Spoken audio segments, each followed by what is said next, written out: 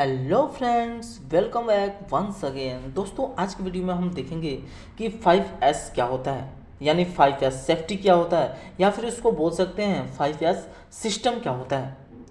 क्योंकि किसी भी इंडस्ट्री, किसी भी प्लांट, किसी भी कारखाने के लिए जो 5S होता है वो बहुत ही इम्पोर्टेंस होता है, बहुत ही ज़्यादा उसकी वरीयता होती है। इवन सेफ्टी के पर्पज़ से भी 5S सिस्टम का बहुत बड़ा रोल होता है। तो आज की वीडियो में यही देखेंगे कि 5S सिस्टम होता क्या है, यानी 5S सेफ्टी होती क्या है। तो प्लीज़ वीडियो में अंत तक बने रहिएगा।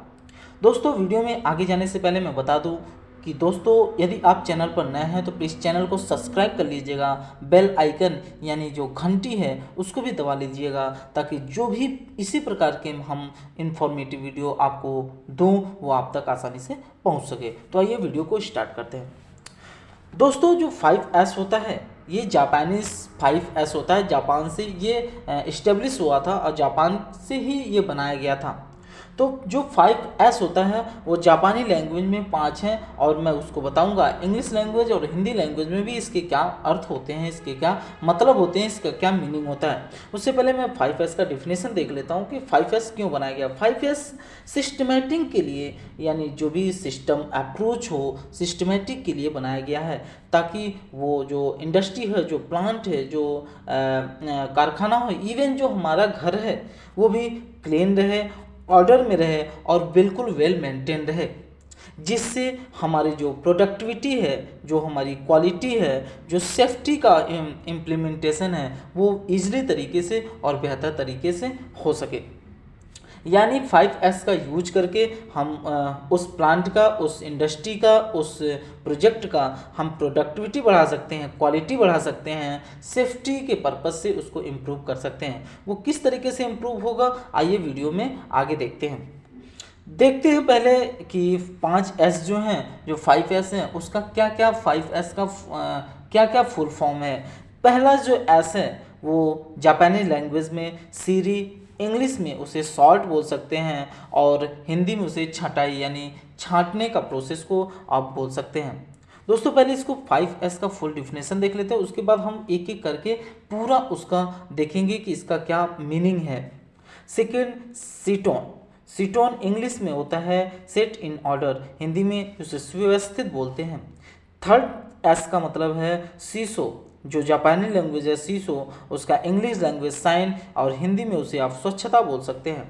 चौथा, सिकेत्सु, जो जापानी लैंग्वेज है और इंग्लिश में स्टैंडर्डाइज और हिंदी में मानकीकरण आप बोलते हैं। 5 नंबर, सित्सुके, इंग्लिश में सस्टेन, और क्या बोलते हैं हिंदी में उसे अनुशासन बोलते हैं।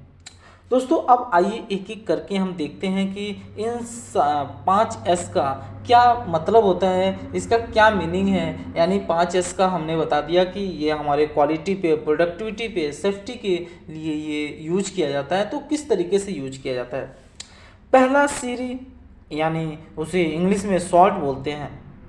दोस्तों, जब कोई भी प्रोडक्ट यानी कोई भी रॉ मटेरियल या फिर कोई भी टूल्स हमारे इंडस्ट्री में, हमारे प्लांट में होता है, तो उसको सबसे पहले सभी सामानों को छटाई कर लेनी चाहिए, सॉर्ट कर लेना चाहिए, ऑर्डर लाइंस कर लेना चाहिए, ताकि हमें पता चल जाए कि एक प्रकार के मटेरियल, एक प्रकार के प्रोडक्ट को एक जगह पर, दूसरे प्रकार के दूसरे जगह पर, जिस हिसाब से यदि मान लीजिए कि कोई भी प्रोडक्ट है, तो कोई भी प्रोडक्ट एक तरीके का है एक जगह पर, दूसरे तरीके का दूसरे जगह पर, तीसरे तरीके का है तो तीसरे जगह पर अलग अलग उसे निकाल लेना चाहिए। नेसेसरी मटेरियल को आप येलो टैग दे दीजिए, अननेसेसरी मटेरियल को रेड टैग दे दीजिए। इससे क्या होगा कि हमारा टाइम लॉसेस कम होगा। यदि कोई किसी को भी ज़रूरत पड़ रही है किसी भी प्रोडक्ट की, किसी भी रॉ मटेरियल की, तो आसानी से वो जाके देखेगा कि नेसेसरी मटेरियल कौन सा है जिस पे येलो टैग लगा हुआ है, और अननेसेसरी कौन है, रेड टैग लगा हुआ है, रेड टैग को लेगा नहीं, जिससे हमारा प्रोडक्टिविटी, क्वालिटी और टाइम लॉसेस कम हो जाएगा। दूसरा है सीटोन, जिसको इंग्लिश में बोलते हैं सेट इन ऑर्डर, सुव्यवस्था, यानी मटेरियल को या टूल्स को व्यवस्थित ढंग से एक पर्टिकुलर स्थान पर रखना चाहिए, जिससे उस टूल्स का सर्चिंग टाइम मिनिमाइज हो सके। यानी जब भी हम उसको सर्च करेंगे तो आसानी से वो मिल जाएगा। थर्ड नंबर पे है सीसो, जिसे आप इंग्लिश में साइन बोलते हैं, जिसका हिंदी वर्ड होता है स्वच्छता।